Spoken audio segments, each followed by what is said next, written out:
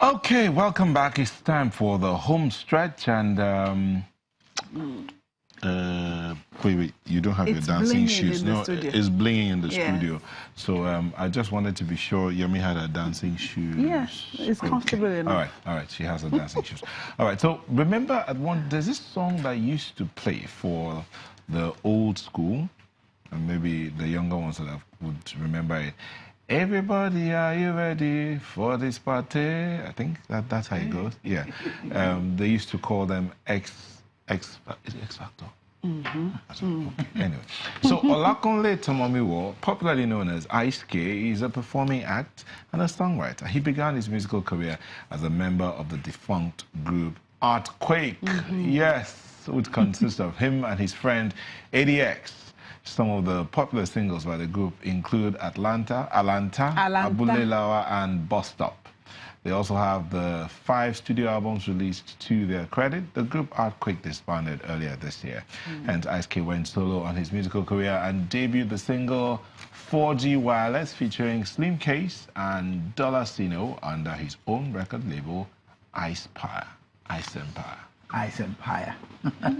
Good to have you here. Really nice to be here. Wow. It's a great pleasure to be here. You're really blinging, man. Yes. As I say, it's blinging that's in what the you studio. get from the word 4G wireless. You hear people tell you recently, you hear people say, oh, sharp, rap, rap. You hear it? Yeah. So it means you're sharp. You look sharp. Yeah, you're blinging. Whoa. Yo. So, Yemi, we have to go Osha Prapa. You're blinking too, Yemi. Well, Come on. compare the bling here with this. So Ice K, and now a lot of people liked Artquake. Yeah. I mean, you came out when Artquake came out. You came onto the scene and you brought a different flavor to the music industry. True. And now you decided to just let it go. Let's look at it like this. Say, nothing lasts forever when it comes to partnership, except maybe marriage. You know, we actually started off as partners, and what we had was about two ships that was sailing. There was friendship, there was business relationship, and then the business relationship, which actually is younger to the friendship, because the friendship was older. We used to be friends prior getting to be professional musicians. And then the business relationship hit the rock, you know. And then we still have our friendship. So you're still friends? We're still friends. We just don't do business together. That's just what it is, you know. And the truth is, think about it. When you are bound by partnership, there are so many things, so many constraints. You have to be enduring, you have to be tolerating, you have to bend to the rule of partnership. Just like the houses we live in the village, you know. The doorpost of the house you go in the village, sometimes you're taller than the doorpost. You have to bend to enter, you know. So sometimes you get some restraints. You have to deliberate with your partner prior taking certain decisions. So if you are under a group as an artist, you get some level of limitation. Okay. You understand? But your So friendship, The friendship remains. The friendship is yes. broader, no restraints. No. Friendship, I mean, like I said, the friendship was older than the business relationship. Okay. So the business relationship is there. Yeah, you know. Business ship is not there. The business ship has wrecked. That's right. Indirect. Okay. All right. But tell us about your music journey. You know, starting off from the group Artquake was more like going through the tertiary institution or the secondary school and all that, and the institution. And right now, more like someone who's gotten masters, because as far as I'm concerned, experience is something you don't pay for, something you have to pass through, something you have to learn, and that's what I've gotten.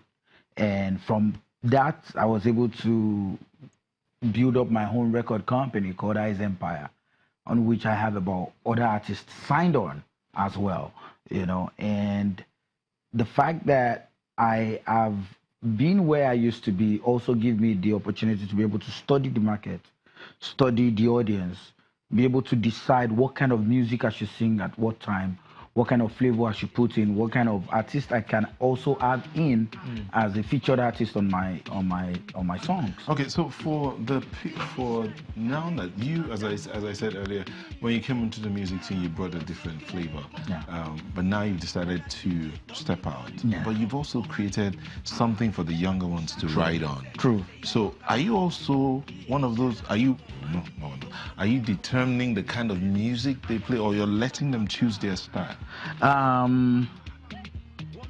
Let's say it's difficult to determine what they play, right? Sometimes you have to flow with them. You understand? That's why I tell people, some people will tell you, I am not in competition with anybody. I am doing what I have to do and all that. And I tell people, I'm here to compete, no matter how you seem like. Because you can't be calling yourself to be in a game. Say, I'm in a game, in this game, we are doing this in this game, and you're talking the game and you're not talking competition. That means you're joking. But are you in music for the business, or you're in music because you love music?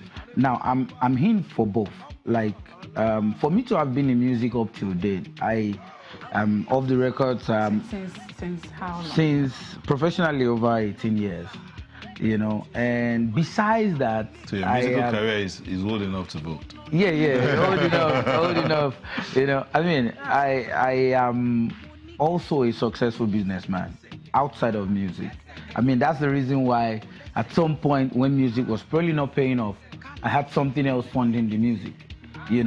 So if I was looking at the success of my business, I would have let's just forget about music. But that's where you see the passion there. The passion of wanting to make people happy, wanting to be in the face of people. Like some people, you have these diehard fans who just come after you and what is next? When are we hearing something else from you? And some people are ready to make tours for you even before you make your songs. I have a song coming up, another song I'm releasing now. I already did the song, shot the video with Duncan Mighty. The title is Immediately. And prior releasing this song, or prior even doing this song, there was a company in the UK already setting up a tour for me. And that's actually starting up on the 20th of this month. You understand? So you have this kind of diehard fans, people who always just want to have you on their shows and all that. So for those people, for their sake, you want to make sure you're on the spot. How would you describe, we'll soon, listen to your music now. How would you describe the music you played before in the group and what you do now? What's the difference? The difference is just like I now have my own space. I can do things I can explore. I can do experiment. You can listen to me do things outside of the box. Like, for example, while I was with the group, I started off as a rapper anyway, but then did more of singing afterwards. And then, when you're doing a song in a group, you have to be mindful of what the lyrics of your partner seem like. It has to correlate. You have to just make sure everything. But now it is me.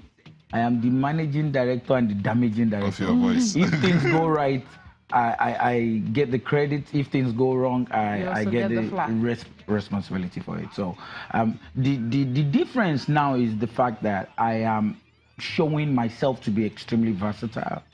I am one very versatile artist. I can fit in anywhere. So you still rap? Just like the name of my song, just like my stage name. Yeah, I still rap. Like I have a couple of rap tracks I did. I've been doing some 1 minute track joints.